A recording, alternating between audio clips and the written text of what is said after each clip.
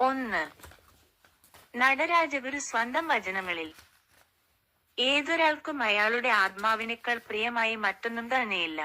അതിനെ വ്യാഖ്യാനിക്കുവാൻ സത്യസന്ധമായി ഒരുങ്ങുമെങ്കിൽ അയാളെക്കാൾ വിശ്വസനീയനായ ഒരു ചരിത്രകാരനുണ്ടായിരിക്കുകയില്ല.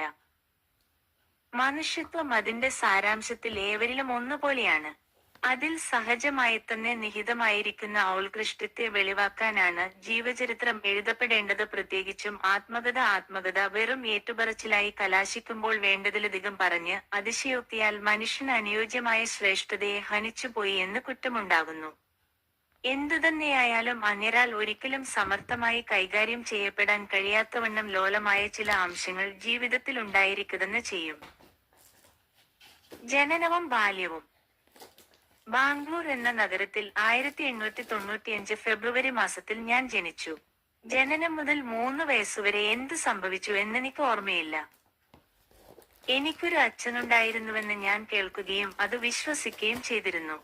എന്നാൽ എനിക്ക് ഓർമ്മയുണ്ടായി വരുന്ന കാലത്ത് അദ്ദേഹം ഡോക്ടർ പൽപ്പു ഇംഗ്ലണ്ടിലായിരുന്നു. കൂട്ടത്തോടെ ആളുകളെ ക്രൂരമായി ഭക്ഷിച്ചുകൊണ്ടിരുന്ന പ്ലേഗ് മൈസൂരിനെ കിടിലം കൊള്ളിക്കുമ്പോൾ സ്വജീവിതം പണയം വെച്ച് ധീരയോടുകൂടി അതിനെ നേരിട്ട അദ്ദേഹത്തെ കൂടുതൽ പരിശീലനത്തിനായി ബിലാത്തിയിലേക്ക് അയച്ചതായിരുന്നു. എന്റെ ഓർമ്മ മുളയെടുത്തുവരുന്ന കാലത്ത് ഞാൻ തിരുവനന്തപുരത്തായിരുന്നു. കടലിലെ അലകളെ ഉറ്റുനോക്കിക്കൊണ്ടിരുന്ന ഒരു തെങ്ങിൻതോപ്പിന്റെയും നെൽവയലിന്റെയും നടുവിലുണ്ടായിരുന്ന തറവാട്ടു വീട്ടിലായിരുന്നു എനിക്ക് ജന്മമരുളാൻ കഴിവുണ്ടായ കൃശാംഗിയായ എന്റെ അമ്മ, ഭഗവതിയമ്മ.